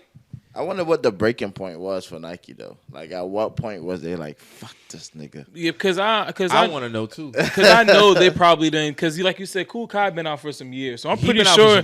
I'm pretty sure it was one of them things where they just let them rock a little bit, let them keep going, and then when they felt like it was time to slap that lawsuit, no, they slap that shit. He probably wait for the nigga to get the bag. Yeah, they was like, oh, bro, about to get that's usually what they do in a lot of cases, bro. Yeah, about to sweep under that. Yeah. Make your lawyer happy, make yourself happy. You know what I mean? That's crazy. But, lawyer up, brother. Yeah. Better have a good one. At this point. I don't think he gonna win that shit, though. I mean, yeah. It's a clear, like I said, I think it's an open shut case, my nigga. Just as you can see to the left, this is the Nike shoe. As you look to the right, it's everything but the Nike. Same model, same everything, dog. Like, this is copyright infringement at its finest. Facts. I just want to know what niggas are thinking when they go into these situations, thinking they might have a chance to win these cases, or they be mad that they got hit with a lawsuit. What are you fighting for? They be trying to make it like this noble thing that they fighting for something. Like, bro, you're copying something to a T, bro. Yeah. Just hit me to with the T. At the end of the day, it's like you almost gotta look at it as like, bro, Nike. I know Nike see me. They let me rock for this amount of time. It's over. Yeah. I got my C&D. Shit, nigga. Let's see if we can make something out of this C&D, and then after that, that's it. Because after that, nigga, it's over. Like they're on your head. Yeah, Kool Kiy's gonna have to change something. Yeah, your model's gonna have to get changed. Omni Hell, you just gonna have to stop making them shits. Like stop, nigga. You're copying to the T. Yeah. And then his logo was damn near like Kool Kiy logo. They both damn near bolts. They're literally. I thought. See, that's why I said I thought they were the same shit. Kool Kiy got the bolt. Omni Hellcat looked like he got a different variation of a lightning bolt. And this nigga got the little drip coming down the shit. It's the exact same sneaker, Drew. This shit is insane. Shit is insane. The niggas be having the nerve to like have sympathy for them. I'm like, I don't understand it. But it's the cow fur for me on this shit, though. Like, all right. This shit looks so crazy. Now imagine if he would have had the actual ice cream bucket that came with the sneaker like they did some of the pairs, bruh. Imagine if he would have did that. It's a dub in court, bruh. You might as well just settle that shit out and shut down your operation because the shit ain't working. They will get you. They will get you for your bread. Yeah, that's instead of trying to fight them niggas. Like at that point in time, do what John Geiger did. I don't know what he did specifically, but I knew they came to an agreement. You got to do something, bro. Because you're not gonna win that. Them boy got time to drag you to court every single time. They don't care, bro. The resources is unlimited with a corporation like Nike. He'll drag nigga. He'll bleed you dry. Bruh, you're not coming out on top of that shit, bro.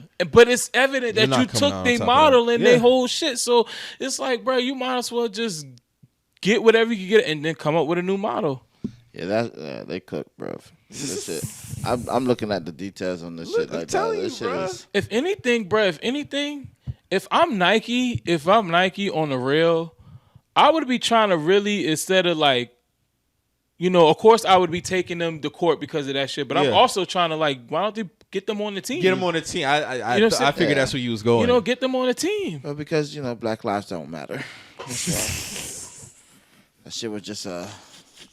That shit was just a stuff. That could be a dope medium too, though. Like, hey, bro, like get that man on the team. Obviously, he's got some type of pull. He's got some. I would offer them that. I would offer, cease and desist this shit. But you can work with us. You come fuck with us.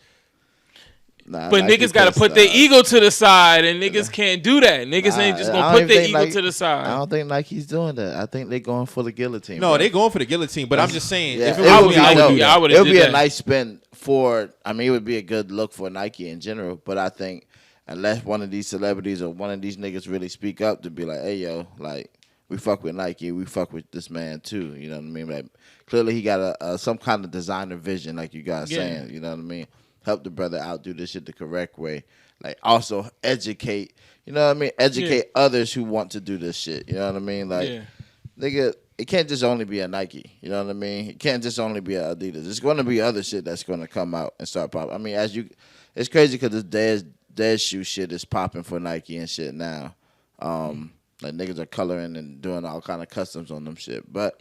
You know what I mean? Like it's many ways to do it, but also, like Buddy could have gone to Japan or one of these designers. I know that Starberry got fucking shoes, bruv, that don't look like Jordans. Fact. You know what I mean? Like there's other resources out here. You can design a. You put the effort in. Like I always felt like the Quantum that Yeezy dropped. That was a very dope sneaker. It was new, but it was up to date. And it just had, it was different. It had a dope look. I fuck with the Quantum. Yeah, I think that was one of the best sneakers to release over the last couple of years, but I don't think niggas is dedicated to trying something different. They just want to stick with that model. Yeah, they just want to stick with that same model. And that can be the thing, though. Like, you think about it. Like, with all these designers out here and with all of this other resources out here, you have the opportunity to do whatever shoe you really want. But you went exactly with the shoe because you're stealing the likeness. You see what I'm saying? You see that everybody draws to these ones and these Jordan ones and the dunks because like, bro, even when I go to a consignment shop, that's the only thing I see in the consignment shop. Yeah, is ones and dunks. I bet. Probably tear up too in it. Man, no boy be taxing. I bet. All kind of shit. Like I said, general release dunks that are going for 110. You go in that restore. I mean, you go in that consignment shop. Them boy got that shit for $250. Yeah, that sounds about right. They're gonna get theirs, man. Everybody's getting theirs when it comes to this shoe shit, reselling or the actual manufacturers are getting theirs because they don't cost shit to make these shoes. Nah, you know what I mean. But you know you gotta do this shit smart. But Nike's coming for their coin. Like I said. Oh, these niggas, you know, they come through with the opportunity to not have their head cut off, but it's highly unlikely because I don't think Nike really, you know, dives into too many lawsuits, such as, you know, when it comes. I mean, I've known shoe people that niggas been selling fake Jordans and shit for a long time. You know what I mean? Fucking a long time. Nigga, even gas stations got fake Jordans, niggas with the fake jump man, the Air Ones, the ones that just say Air on them. Yeah, Air Ones. So, you know, niggas been doing this shit, but this nigga must have been pulling in some money. That's what I'm saying. He was, bruh. People was fucking with bruh. People was buying his shit. You know what I'm saying? I'd be on Twitter. I see people talking about the next drop for bruh sneakers. Yeah. So he was making moves now. Yeah. But Nike should do the right thing. I've only ever seen two niggas with them lightning bolt shoes. So what? I've only seen 2 times the shoes like in real life, like a nigga wearing them shit. I don't think I ever seen them shit in real life. You seen them shit in real life? Mm-mm. Yeah, well, that's what I'm saying. Like I've seen them twice, but it was only on like it was kind of like a look and like caught me off guard. But big up, you know, big up. Y'all niggas better tighten up, man. That's all I got to say. For sure, man. Lawyer up, bro. Get you a good one. Because I just think when it comes to a corporation like that, bro, I don't think, you're not winning that. Not winning that. Fuck no. Hell no. Not Nike. And I think they get to a point, too. They just, like, fed up with that shit. Yeah, because niggas is eating now. If you got a name, you can eat off that shit. And bruh was definitely eating. So that hit their radar, and it was like, I had to shut that shit down. Because if one person feel like they can do it, everybody else gonna start doing the same shit. Which I've seen multiple, brands and people take the one and put their logo on it. Mm-hmm. So they trying to just really kill all that shit in one swoop. And why not just to kill that? We just take the biggest nigga who doing the shit, take his ass out. That show everybody else that hey, you can't do this shit either. Nike clean. They coming for theirs, man. They coming for theirs. And I think it's, I don't know. Can this be a stem of like, I don't know. Like this, like it's crazy. It's just the timing of all this shit coming off the heels of like Kyrie and all this shit. I don't want to spend all that shit together, but it's just for them boys to have time to really come after. You know what I mean? Like kind of showing force here. So you think it's just the timing is funny to you? It's basically. funny as fuck. But I'm gonna see how shit play out. But to me, it's funny as fuck because now y'all niggas got time for the bullshit. Got time. Hey man. I don't know. I don't want to go down. That's a good point, Drew. That is a good point. You got me thinking that. You might be right on that one, dog. I mean, it is kind of funny with that timing, though. It is. Showing force quietly. But okay. All right. We see y'all, boy. Damn. Yeah, you're right, bro. That might be some different type of. Hey, I'll give it another month. Niggas starting to clean up. If they start cleaning up, like you start to see like multiple niggas who like, cause I know it's clearly two people right here. So we'll see, like you said, give it a month. We'll see how this shit play out, man. See if any other people get knocked. But speaking of, you see that Amazon said they're not taking that doc down. Why would they? I saw it coming. Why would they? I saw it coming. And I told the niggas, dog, like, listen, I'm gonna say it on the pod on Sunday. Y'all had to know that shit was coming, bro. Y'all had to know it was coming. And he gonna buy an NBA team just to show y'all ass. And on top of that NBA deal is still in place with Amazon Prime Video. That's still in place. Them 80-something games that they gonna have streamed on Amazon Video, like, yeah. All that's not changing. What did y'all think was gonna happen? And I kind of felt it was gonna be the same thing. Like, we're still open to selling anything regardless of the views because it just leaves room for objectivity. Some people gonna agree with it, some people don't. Don't mean we gotta ban that shit. I mean, they got Nazi shit that's selling on there. You know what I'm saying? But y'all couldn't have thought that Jeff Bezos was gonna remove that shit. And them boys been racking up, honestly, probably. No, it's since that shit. That's what I'm saying. That Hebrews and Negroes, yeah. I mean, Hebrews and Negroes. Niggas are cleaning up, and that's why I said from this shit. I wonder how much did it spike from the whole just people blowing this shit up out of proportion. And this is the thing, the chaos. People gain off of chaos. I just wanted to know where the statement's coming from. All these other places. Like, do he got to meet with any rabbis or because Jeff Bezos he's too busy. Being Jew is hilarious and all of this, and he's not taking it down. Yeah. You get what I'm saying? So this tells me y'all really didn't care about this shit. Y'all just wanted to buck break Kyrie. Yeah. Because I still haven't seen nobody be mad at Amazon for not taking it down. And especially after the fact that he said he's not taking it down. Yeah, I don't see y'all burning. I'm going to sell this shit and I'm going to get my cut off of it. Yeah. Niggas ain't burning Amazon shit, products or no shit like that. They're not doing that. They're not doing that. Niggas ain't quitting jobs. About to say nobody's unsubscribing to Prime. No, hell no. Yeah. I ain't. Word. I ain't, because I wasn't even mad at them. That's the thing. Like, I already knew what it was. But I'm not going to boycott Amazon. No, but the people who handed down the punishment to Kyrie, the Nets and NBA and doing all this shit, where's the list of things that Jeff Bezos got to do? Now, after the fact, he told y'all that, this shit not coming out. This is money talks, bullshit walks. Bullshit walks. So that all that shit was fake to me in terms of how y'all handle Kyrie. I knew it was going to come to this. I knew damn well Jeff Bezos wasn't taking that fucking doc down. He wasn't doing that. Because if he took that doc legally, I don't think he could have anyway. I think the boys probably would have went to court. Yeah, they probably could have sued. Because if he had to take that doc down, he would have had to take down every other doc down that people were deemed to be insensitive. Yeah. So, that was never going to happen. Well, the world we live in now. Picking and choosing, bro. Yeah, man. Picking and choosing. But that wasn't no sweat off Jeff Bezos' brow, bro. That shit ain't even hit his desk. That shit got handled by the PR team, bro. Right. Like maybe like stage 2 of a PR team. That shit ain't hitting this nigga desk. He gives 0 fucks, bro. Oh, and Adam, about that team. That's still in place. I'm not asking. I'm telling. Yeah, yeah. I'm trying to buy the Phoenix Suns. Yeah, I'm not. I'm not asking you. I'm telling you. Like, I'm going to buy the Phoenix Suns. Oh, and Shouts out to the family. I'll be at the Skybacks on Sunday. Yeah. Get out my face with this. Yeah. Money talks. That's real shit. Yeah. Money talks bullshit. How y'all feel about LeBron's statement in terms of like the media asking him about that shit, but not really asking him about the whole what was it? No, he was basically saying, y'all don't ask me about the Jerry Jones shit, but The y'all ask Jerry me about the Jones Kyrie shit, shit. yeah. Well, LeBron, you're the same nigga that threw Kyrie under the bus, so like, why the fuck should you Clean even up care? time. Yeah.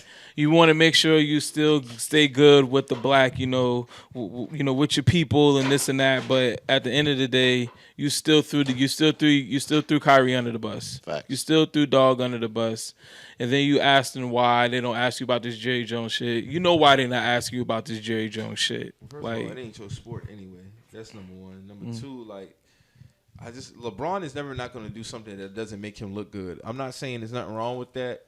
That's just who he's been throughout his career. He's going to be politically correct.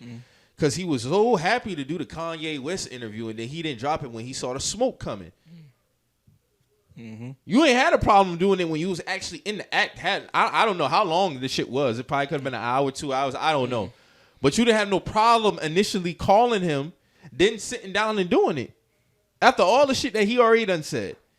But then when you saw the smoke getting elsewhere, you was like, oh, no, we can't drop that due to da-da-da-da-da. No, bro, you knew that already. You knew that already. So with him being inconsistent, I can't buy that, bro. LeBron picking and choosing, bro. That's all this shit is. And I don't think there's nothing wrong with highlighting that. I don't think it's an indictment on him. I think LeBron has great intentions. But at times, I feel like he's not knowledgeable what he's speaking on. And, he's fickle. He's like you want to be right, and then you want to appease everybody at the same time. Yeah. That's what comes with being politically correct all the time. I should just be like, bro, you don't gotta just save the act. Like that's how I feel, bro. You're gonna get your points in the media because LeBron stood up and LeBron said it's like, all right. I mean, I appreciate him. I appreciate that. Yeah, that's cool. It's cool. I enjoy the gesture, but at the same time, it's like, bro, we see the play. Like we definitely see the play. But it's I appreciate the fact of because he didn't go out there cooning like fucking Stephen A. Smith. He didn't he actually do that. doubled down on that shit. That was crazy. Yeah. Insane. After you told me about it, I went and watched it. I'm like, bro, yeah. 10,000 lashes. Shit, Umar said Michael Irvin got to get 50,000. Yeah. 50,000. Because that's my thing. I don't give a damn what y'all football players got to say about Jerry Jones. You play football for him. The nigga cut you a check. Money. Yeah, he cut you checks. Of course he got. Of course. He got nothing good. If I was an bad owner to say about him, and I want to just make sure my best players are in line, I'm gonna give you some life tips. I'm gonna make sure that you do some right things. Shit, I might give you some money tips. Yeah. But my thing is this, LeBron, are you still a Dallas fan? Of course, he's still. At the end of the day, niggas don't care about this shit like that's what I'm saying. Yeah. Like it ain't. It don't rub you. It doesn't rub you deep enough. Pause. No, you know what I'm saying? No. So it's. You know what I mean? Like I hate it so fake, but thank you for speaking up. You know what I mean? To see if anything comes from this shit. But the media's not giving this shit no burn, bro. Like they're not. Yeah, and Brett Favre is still getting swept up under the rug. Facts. And I heard he's trying to dismiss the shit. Yeah, I heard that too. He's seeking no jail time for this shit, bro. No jail time, no having to pay no restitution, no nothing. He's trying to get off clean. Clean as a motherfucking whistle. It's a dirty, dirty world that we live in. Shit nasty out here, boy. Shit nasty, bro. I'm telling you, dog. Boy, I tell you, if you could be white for a day, would you? Just one day. Nah, bro, I'm straight. No? I'm straight. I'm straight, dog. Because I don't even think I'm gonna have enough time to flex the white privilege for a day. I'm gonna just be freaking out that I'm white for one. Yeah. I'm just be like, yo, what the fuck? I probably got dirty ass legs. And shit. Like, yo, what the fuck? You know what I'm saying? Like, nah, I'm cool on being white for a day, bro. I'm cool on that. I'm cool. But to think like you literally can do whatever you want. Can do whatever you want that day. Like whatever you really want. Getting pulled over and gotta worry about a gun getting pulled on you. Oh, so you ran the stop sign. Yeah, and oh, you can walk into the bank and get whatever loan I want. You right. I probably walk into a bank and get any loan that I want that day. walk straight onto the marina. Yeah, hop but on I'm a cool, boat. though. Yeah, this is my boat. That body probably feel all type different. And smell. Yeah, I'm cool. And think about it, you guys be drinking Mountain Dew and shit. Like, it's like, fuck that. Hey, man, y'all boy funny. But they want to be us at the end of the day. Let's not get it fucked up. Very true. Very true. They want to be us so motherfucking bad. But they still want to have the white skin at the end of the day. That's what get off. Get off and do it. They feel they can start, their quote unquote power. All right. So Deion Sanders is going to Colorado, man. He decided to take the offer for $5 million a season to go to Colorado. A lot of people have opinions on this, on the side of, he to stay at JSU long enough to establish the HBCU as far as propelling them into a higher value. And then there's a lot of people who's like, hey, man, y'all doing this fake social media shit. Deion Sanders ain't got to stay there for a lifetime. Da-da-da-da. He did what he was supposed to do. I'm going to say it like this here. I feel a lot of y'all are being disingenuous, and you know what niggas are talking about. You know when Deion first came on, his thing was to establish the HBCUs, boost the HBCUs. Now, if he just wanted to use any HBCU school as a foundation to launch him to further his coaching career, I have no problem with that. Mm-hmm. But when you paint it as something else, Mikey Williams, other than what it is, then that's what you get, bro. This is the reaction that you get. By no means do I have a problem with Deion Sanders getting his money. Congratulations, bro. He's earned it. But I felt like the foundation should have been laid there longer. Does he have to stay there a lifetime? Fuck no. I would never say that. I would say at the most 5 years, man. 5 years. You see what I'm saying? At least long enough to get the TV contracts in place. Because that was my biggest thing. The TV contracts. But when you come into a situation and you paint it as if you making this thing about the HBCU, that's what people are going to have a gripe with. It's not the fact that he went and got the money. But if you just wanted to use any HBCU school, like, yeah, I'm going to use this so eventually I can get to a D1. Okay, get to the NFL. There's nothing wrong with that. Again, because people will listen to what the fuck they want to hear. There's nothing wrong with that. But people have more issue with, okay, you came in here and you said this is what you wanted to do, and now you're leaving at this time period. That's what people have an issue with.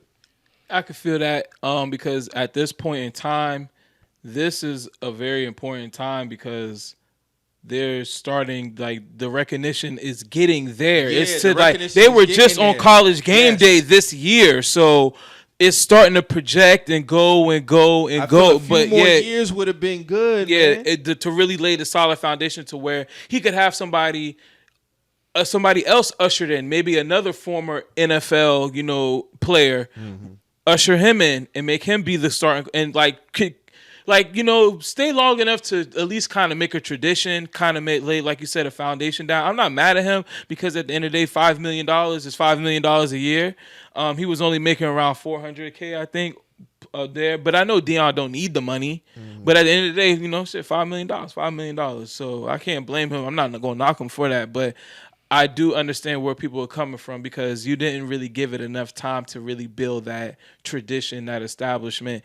And, maybe he might have felt like, other HBCUs, weren't, going to be on that same level. Or maybe just because he's in the SWAC and the SWAC isn't, I don't think the SWAC is ever going to be considered to go for a national championship, can they? Because they're not in the top. They're not in that division. They're not in that was the BCS. They're not in there. So maybe he might have felt like I didn't reach the top with this shit. And it's funny. He's got like two championships under there. Like the accomplishments at JSU is great. Mm. But as far as outside of them, the HBCU aspect, that's what I have more so an issue with. So I guess that coach wasn't wrong when he said Deion ain't really swag, bro. Remember when him and the coach had to go back? Yeah. That's funny that this is happening because he said that at the phone. He's like, he ain't swag. So I guess you ain't really swag. Well, damn Deion. Like I said, he's not indebted to stay at an HBCU forever. So I feel like a lot of people, y'all love to do that thing where you know what niggas is talking about, but you want to go against the grain just cause. Because I highly doubt people have an issue with him getting his money. He's earned his money. It's about what you said out your mouth when you first got there. Because you was all for the HBCU. You was all for wrong with a black coach starting his career at HBCU, then becoming a D1 coach, then becoming an NFL coach. There's nothing wrong with that.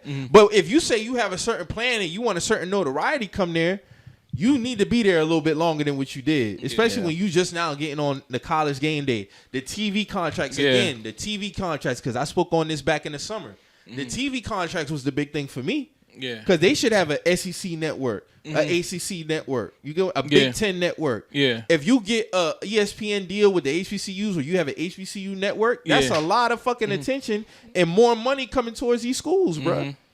But that one, he didn't give that time to him. Congratulations, but I do have a problem with him leaving at the time that he did. I do. Yeah, he left at a very crucial time. And then you have a great quarterback. His son probably following him. Yeah. Then they talk about the Travis Hunter that, he got the flip from Florida State to go there. What about him? Now he's probably going to hit the transfer portal. Yeah. You see what I'm saying? So it's just like, damn. Ripple effect. The work was being put in. And I'm not saying, but now it's kind of like the 10 steps, take 2 steps forward, 10 steps back. Yeah, because who's going to be able to give them that same type of cachet as a Deion? Yeah, like when I come to your school, when I come to your house, what's going to make me want to come play for you? Jackson State, no, I mean, who else? Who's going to come in there? Like, they would have, in order for them to maintain where they're at, they'd have to have another former NFL player or maybe just another, well, I ain't going to say just any other former NFL player, but they have to have another former NFL player with that kind of, representation, you know what I'm saying, with that kind of pedigree. Yeah. I think my only gripe is he didn't leave it in the manner of you're able to separate Deion and Jackson State. You know what I mean? As a program. When you think of it, the culture of it, everything like a 5 years there, I think you will be able to separate that shit. Now people you already laid down a blueprint of how to make this shit work. You know what I mean? But also this is a formula that you can pass along through other teams and other HBCUs of, how to do this shit and how to get, the big sponsors and how to get, these programs, new locker rooms and stuff. Like, he really changed that whole shit up, But to take that step and just go to Colorado State? No, Colorado. And that's kind of and I understand they gave him the bag, but Colorado is just, what is their, I'm not big on Colorado football, so what is their thing? Like, are they good? Are they not good? Or they haven't been good for some years. So you're basically, what you're trying to do is take a struggling program, basically doing what he did, and revive them. Level. Yeah. But at the same time, are you going to get those same? I mean, they do follow coaches. Players do follow coaches. So, do y'all think he's going to still be able to get that same caliber of player? Well, or is it going to be a better player because it's going to be at a D1 school? Well, I think some people will probably follow. Well, high major D1? I'm pretty sure a few people will follow him over there. But I also think that people, we already got to see that it's fun to work and play, like to play for Deion. But also it's just like the grind that you have to really want to put in, because it seems like he pushes you to be, the best form of yourself. Okay, but also, I'm also looking at it from an aspect of like a recruiting aspect. You were in like a major area where a lot of football, like high football recruits are in. You're in the South. You're in Mississippi. You're by Texas. You're by motherfucking Florida. You know what I'm saying? Like, now you're in Colorado. Like, niggas will come to Deion, bro. Yeah, I'm sure. I mean, I'm pretty sure they will come, but I'm just saying you can't. Your recruitment probably gonna be a little bit more difficult. Maybe you're gonna get a bunch of California kids to come over there. Nah, I think Deion can go sit in anybody's mama house and talk to them to get to get them to go to Colorado. 100%, and also fucking weed, bruv. Like, yeah, that's true. You get to play for Deion in Swede wherever, any corner you turn around. Like, yeah, bruv. Like, it's true. And they're not tripping on weed no more. So, It is true. I'm just interested to see. It's a kid's dream, bro. That's all I'm saying. I'm just interested to see how he does with recruitment. Getting players to come to Colorado, because I mean, it'll take some time. But Colorado will probably make some noise in the Pac-12. It won't be out the gates, but kids are gonna go there. Yeah, it's gonna take some time, just like it did at JSU. I mean, he can turn players though. That's the thing about Deion. He can turn. We've seen this shit. Mm-hmm. He was able to turn a nigga to bring this nigga to Jackson State. Yeah. You know he flipped from Florida State to come to Jackson State. That's crazy. You know what I'm saying? Like, he's able to do shit like this. So, okay. Colorado, man, you know, we see what this shit they'll be on the rise. Yeah. But it's funny, though. No, I saw me and that nigga was Friday after, it was next Friday when Day was talking to, when Craig was talking to Uncle Leroy, Uncle Elroy, he was like, yeah, I was that nigga back in the day saying I'll never leave the hood. I love the hood. But as soon as I got that money, I was gone. Yes. Paid for this house street cash. I'm the only house on the block paid for. That's me. It's Uncle Elroy. Cash, huh? Cash money. Pay $250,000 cash for this house. That man ain't paid no taxes on the house. That man ain't paid no taxes on the house. Take that shit from his ass. I'm about to get evicted. Yeah, sir. But yeah, nah, for real. That nigga up out of there. Yeah, man. But hey, like I said, congratulations. But people can understand how how that shit go, man. I saw another funny tweet, man. Niggas talking about shout out my boy Ricky. He had a tweet that said Jordan the biggest athlete of all time. What the fuck niggas talking about Ronaldo for? If he was in the quote talking about only Americans say this, it's like y'all must don't know who that man is. Y'all must have been born in 03. But y'all better get y'all knowledge up because Michael Jordan hands down is the biggest athlete of all time, bro. I don't give a fuck what y'all talking about. Does Ronaldo y'all have do this sneakers all the time, bro? Do Ronaldos have are there Nike Ronaldos? Are and they? Soccer is the biggest sport in the world. He is very big. Don't get it wrong. He is. He might be top 5. But Jordan, the logo alone, the logo alone deads this conversation for me. It's like, bro, what the Dream Team did in '92, pressing basketball internationally, that pushed Michael Jordan to international stardom literally overnight, bro. Like, so from 90s, well, he's been probably been big overseas, but especially from 92 to now, that's over 30 years of straight dominance of within on the court or off the court. He's the biggest athlete of all time. Yeah, man. That's not debatable. I'm sorry. Like I know soccer is big and it's countries behind it. Like, but I mean, as far as the sport, but if we going off one individual man, well, I mean, nobody's bigger.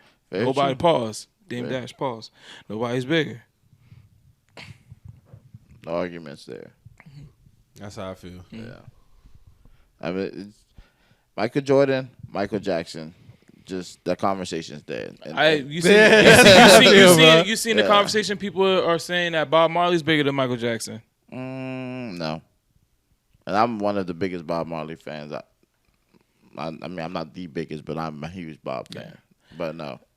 I can't see that. I mean, fuck with Bob. Bob's probably second. Probably Bob's in top 5. He's top 5. I think. But I just think. But I don't think he's bigger than Mike though. It depends on the generation of who's speaking. I think in this conversation because. But who else had 50,000 people outside their hotel? Bob had crazy times, bro. And this is like, I mean. In different conditions, but and also what getting shot, and still going to perform. This, like, no, I don't know, man. I don't know. Because I would say this because Bob is when it comes to when it came to black music. Because I watched one of his documentaries and they said that Bob wasn't really big in America until later in his career because he got on. Because I forgot which R&B group it was.